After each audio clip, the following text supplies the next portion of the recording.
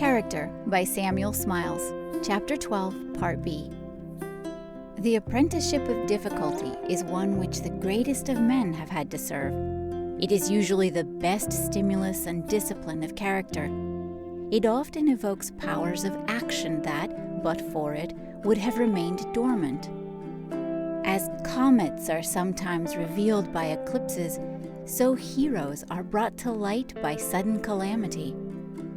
It seems as if, in certain cases, genius, like iron struck by the flint, needed the sharp and sudden blow of adversity to bring out the divine spark. There are natures which blossom and ripen amidst trials, which would only wither and decay in an atmosphere of ease and comfort. Thus it is good for men to be roused into action and stiffened into self-reliance by difficulty, rather than to slumber away their lives in useless apathy and indolence. It is the struggle that is the condition of victory.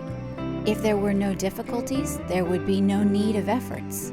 If there were no temptations, there would be no training in self-control, and but little merit in virtue. If there were no trial and suffering, there would be no education in patience and resignation. Thus difficulty, adversity, and suffering are not all evil, but often the best source of strength, discipline, and virtue. For the same reason, it is often of advantage for a man to be under the necessity of having to struggle with poverty and conquer it. He who has battled, says Carlyle, were it only with poverty and hard toil, will be found stronger and more expert than he who could stay at home from the battle, concealed among the provision wagons, or even rest unwatchfully, abiding by the stuff. Scholars have found poverty tolerable compared with the privation of intellectual food. Riches weigh much more heavily upon the mind. I cannot but choose say to poverty, said Richter, be welcome, so that thou come not too late in life. Poverty, Horace tells us, drove him to poetry, and poetry introduced him to Varus and Virgil and Maecenas. Obstacles, says Michelet, are great incentives.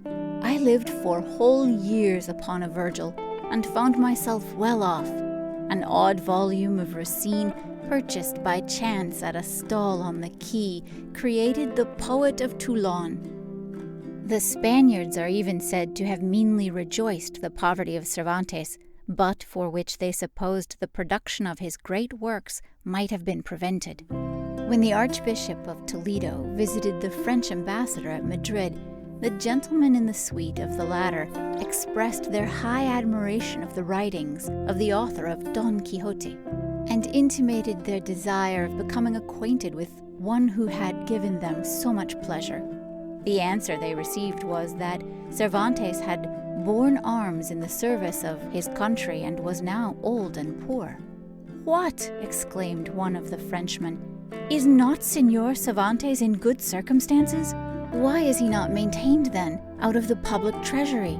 "Heaven forbid," was the reply, "that his necessities should ever be relieved, if it is those which make him right, since it is his poverty that makes the world rich." It is not prosperity so much as adversity, not wealth so much as poverty, that stimulates the perseverance of strong and healthy natures, rouses their energy, and develops their character.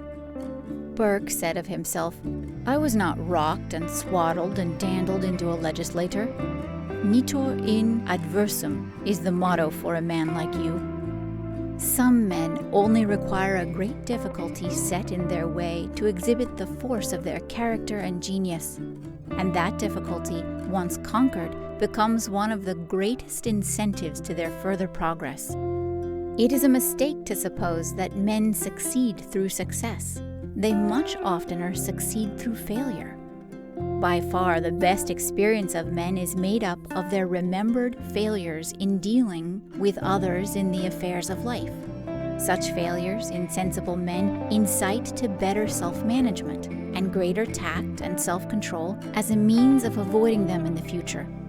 Ask the diplomatist and he will tell you that he has learned his art through being baffled, defeated, thwarted, and circumvented, far more than from having succeeded.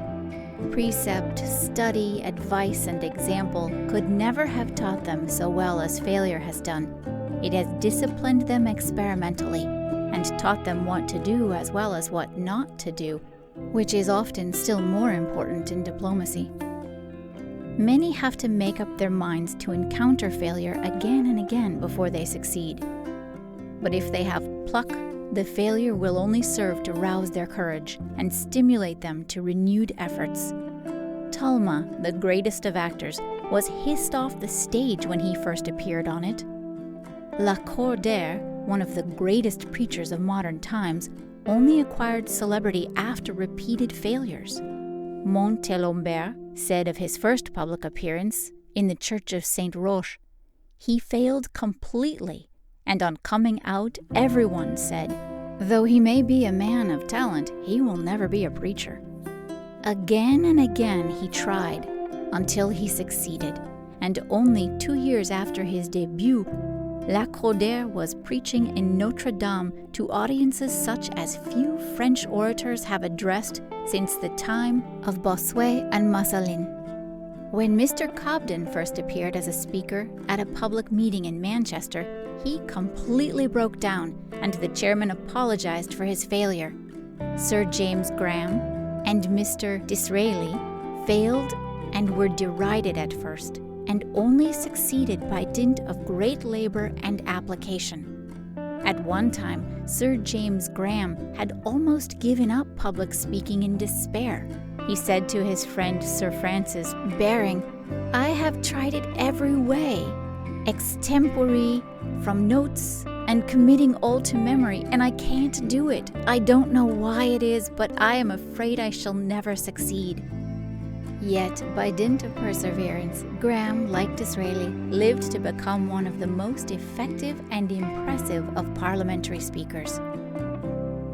Failures in one direction have sometimes had the effect of forcing the far-seeing student to apply himself in another.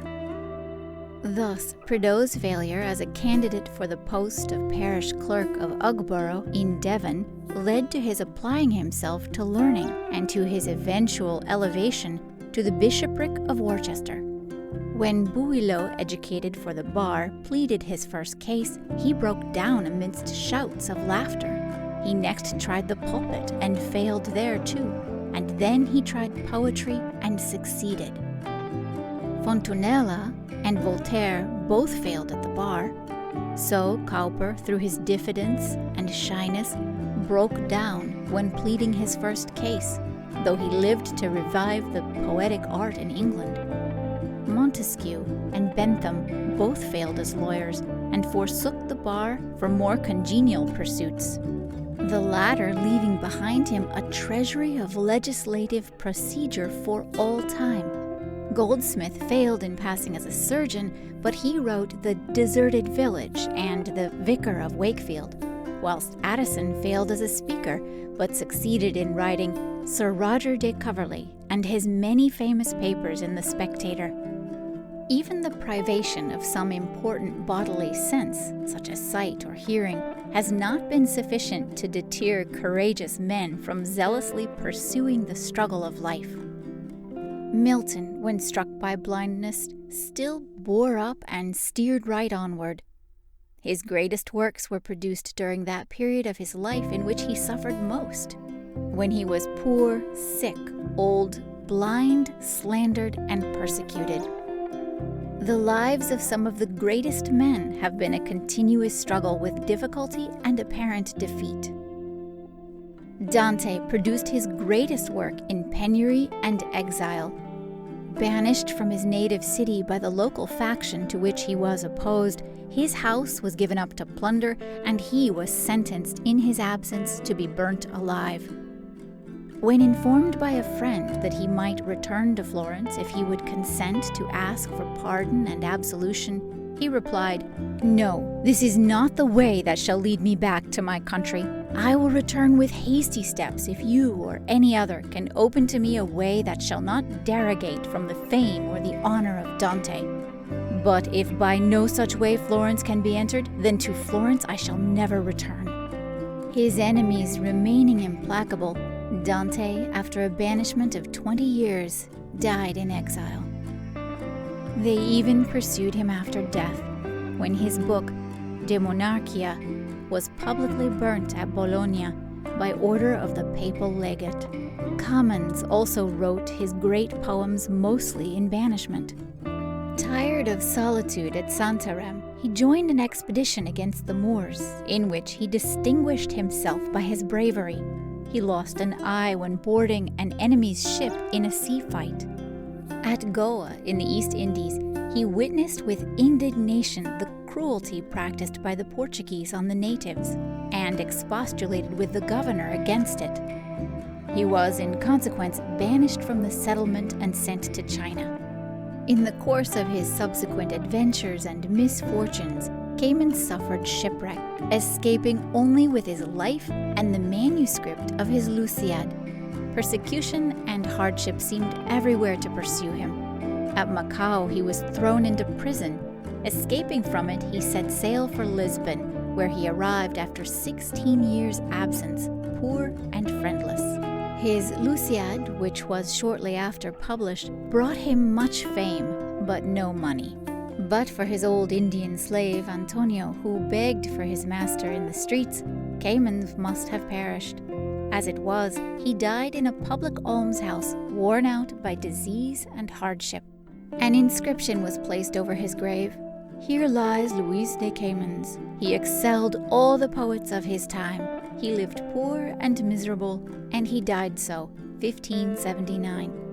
This record, disgraceful but truthful, has since been removed, and a lying and pompous epitaph in honor of the great national poet of Portugal has been substituted in its stead. Even Michelangelo was exposed during the greater part of his life to the persecutions of the envious. Vulgar nobles, vulgar priests, and sordid men of every degree, who could neither sympathize with him nor comprehend his genius.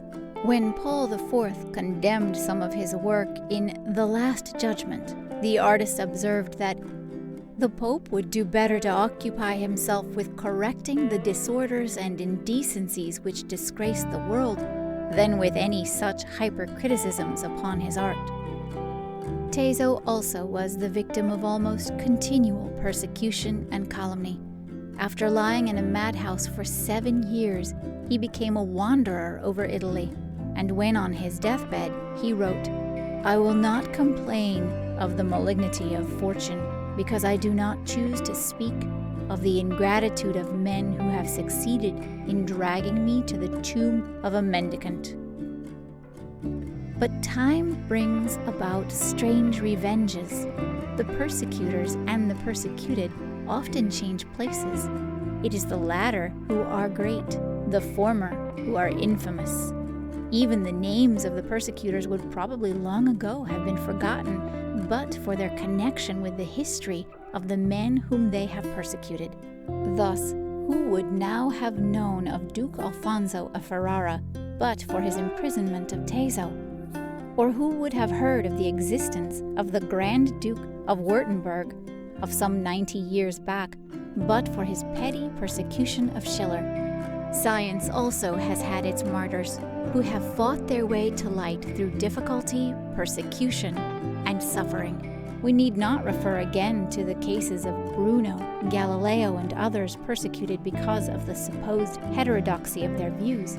But there have been other unfortunates amongst men of science, whose genius has been unable to save them from the fury of their enemies. Thus, Bailly, the celebrated French astronomer who had been mayor of Paris, and Lavoisier, the great chemist, were both guillotined in the First French Revolution, when the latter, after being sentenced to death by the Commune, asked for a few days' respite to enable him to ascertain the result of some experiments he had made during his confinement, the tribunal refused his appeal and ordered him for immediate execution, one of the judges saying that the Republic had no need of philosophers. In England, also about the same time, Dr. Priestley, the father of modern chemistry, had his house burnt over his head and his library destroyed amidst shouts of "No philosophers!" and he fled from his native country to lay his bones in a foreign land. The work of some of the greatest discoverers has been done in the midst of persecution, difficulty, and suffering. Columbus, who discovered the New World and gave it as a heritage to the Old, was in his lifetime persecuted, maligned, and plundered by those whom he had enriched. Mungo Park's drowning agony in the African river he had discovered, but which he was not to live to describe. Clapperton's perishing of fever on the banks of the Great Lake in the heart of the same continent, which was afterwards to be rediscovered and described by other explorers. Franklin's perishing in the snow, it might be after he had solved the long-sought problem of the Northwest Passage, are among the most melancholy events in the history of enterprise and genius. End of section 44.